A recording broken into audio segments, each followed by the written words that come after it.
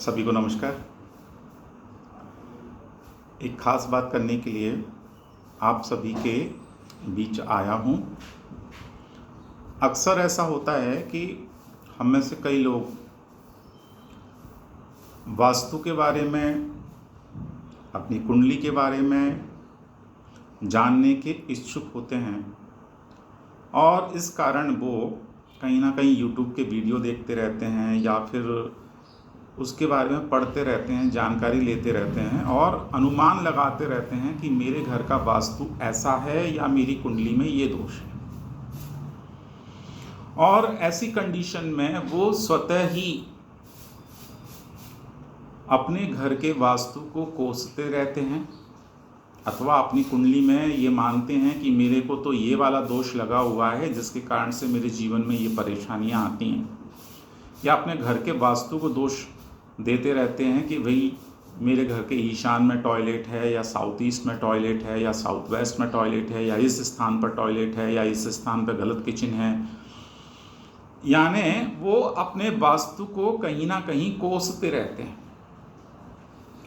याद रखिए कि वास्तु को जब तक प्रॉपर तरीके से ग्रिड मैप नहीं होगा, रिपीट कर रहा हूँ, ग्रिडेड मैप नहीं होगा, यानी प्रॉपर डिग्री निकालने के बाद में जब तक ग्रिडेड मैप नहीं होगा तब तक आप वास्तु में ये अनुमान नहीं लगा सकते कि कोई भी चीज़ कहाँ किस दिशा में बनी हुई है। पहली बात। दूसरी बात जो सबसे ज़्यादा महत्वपूर्ण है, इससे भी ज़्यादा महत्वपूर्ण है कि जब तक कोई चीज़ आपको प्रॉब्लम नहीं दे रही है, दिक्कत नहीं दे रही है, परेशानी नहीं दे रही है, तब तक आपको अपने वास्तु को ना तो छेड़ना है ना अपने को किसी ग्रह का कोई उपाय करना है। परेशानी है तो वास्तु देखो, कुंडली देखो। अगर परेशानी नहीं है तो बिल्कुल किसी की भी बातों में नहीं आइए, किसी भी वीडियो को मत देखिए, कुछ भी मत कीजिए, आराम से अपनी ज़िंदगी को एंजॉय कीजिए।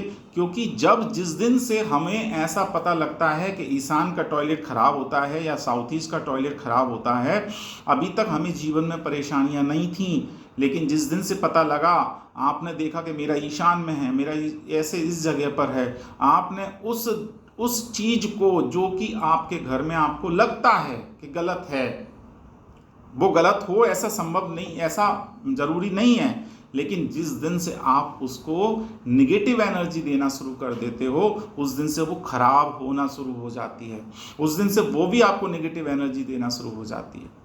क्योंकि यहाँ पर अक्सर ऐसा होता है कि जिसके बारे में आप जैसी फीलिंग्स देने लगते हो, ऐसी ही फीलिंग्स उधर से रिपीट होकर आपके पास आने लगती है। तो वास्तु भी इसी प्रकार से है। आप धन्यवाद अदा कीजिए ईश्वर का। पहला जो वास्तु बनाया जाता है वो ईश्वर के द्वारा आपका वास्तु सेट किया गया है। आपकी कुंडली में जैसे ग्रह होंगे वैसे ही आपका वास्तु सेट किया गया है।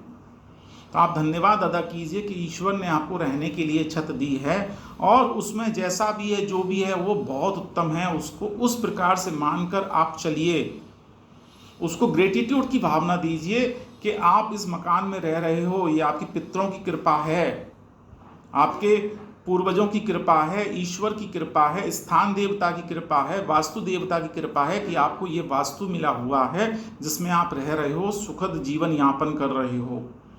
परेशानी जब हद से ज़्यादा बढ़ जाए तब उसका कारण खोजने की कोशिश कीजिए, देन समाधान की तरफ जाइए कि अब इसका समाधान क्या होगा। हर परेशानी का समाधान अलग अलग होता है, हर व्यक्ति का रोग अलग होता है, हर व्यक्ति की जो उसका एनर्जी होता है वो अलग अलग होता है। ऐसा नहीं है कि एक ही ट्रीटमेंट हर किसी के लिए सूट करे। तो सुनी सुनाई बातों पर विश्वास आपको नहीं करना। जो कॉमन है वो सबसे बड़ा कॉमन ये है कि घर में जाले नहीं हो, घर में सीलन ना हो, उसको दूर करने की कोशिश कीजिए।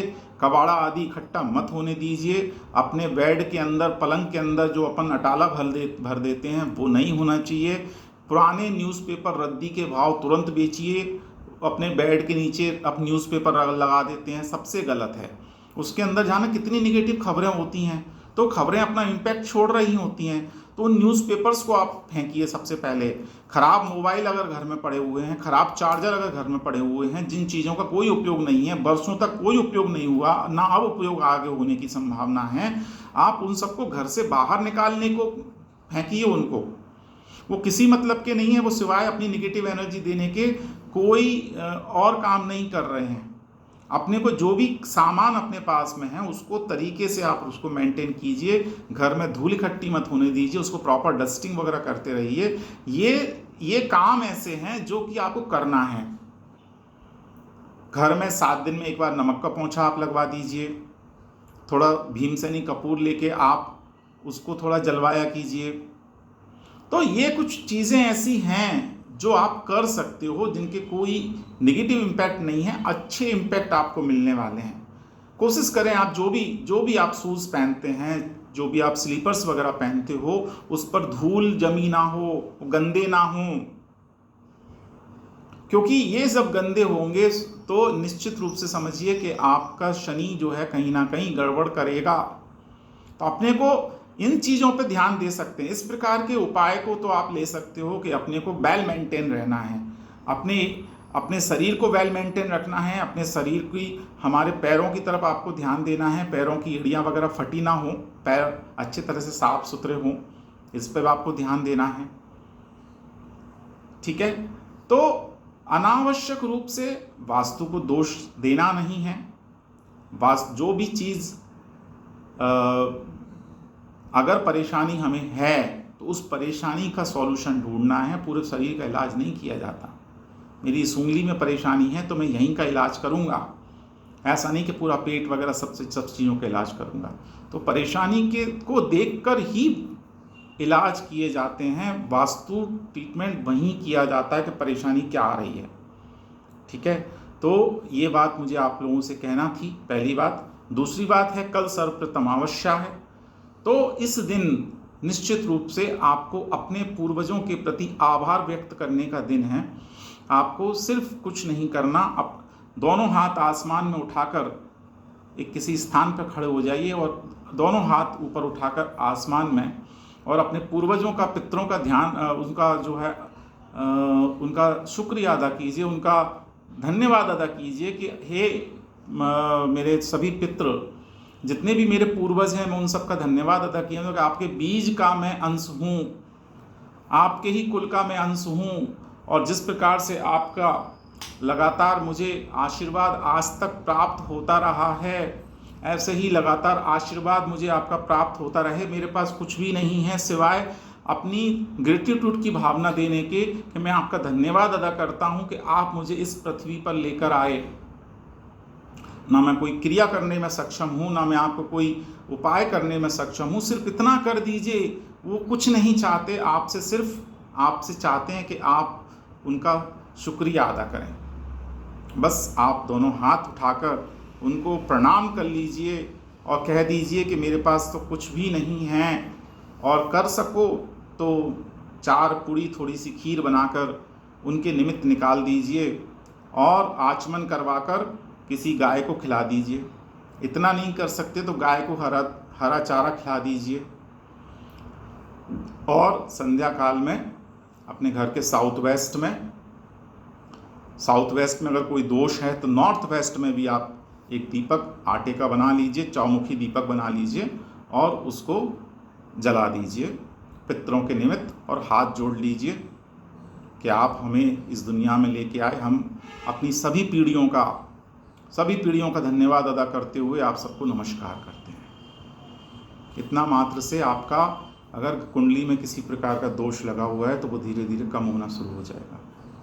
दूसरा, आप जो है घर में गुड़ को और घी को थोड़ा सा मिला लीजिए। गुड़ और घी और थोड़ा सा कपूर डाल के उसमें उसकी धुनी, उसको जलाते हुए पूरे घर में आप एक बार घुमा दीजिए, तो इससे भी नकारात्मक ऊर्जा दूर होती है। घर में पॉजिटिव वातावरण रखिए, किसी भी प्रकार की नकारात्मक बातें मत कीजिए, पॉजिटिव बातें कीजिए। सिर्फ अगर आप इतना भर कर लेते हो ना, तो मेरा आपको बिल्कुल विश्वास के साथ मैं आपसे कह रहा हूँ कि आपके लगभग सारे वास्तु दोष स्वतः दूर हो जाते हैं।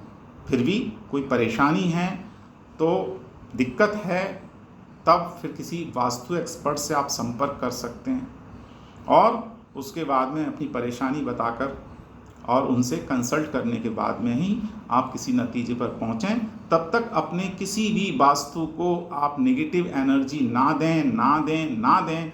आप लोगों से हाथ जोड़कर विनती है कि कोई भी चीज़ खराब इतनी नहीं होती जितनी हम उसे खराब बना देते हैं।